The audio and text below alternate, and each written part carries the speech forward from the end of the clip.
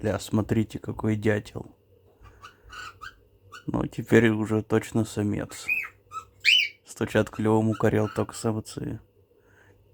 Хоть он и окрашен пока как самка, линьки не было, но по поведению уж точно самец, потому что и поет, и клювом стучить. Вот так вот. Чапмен.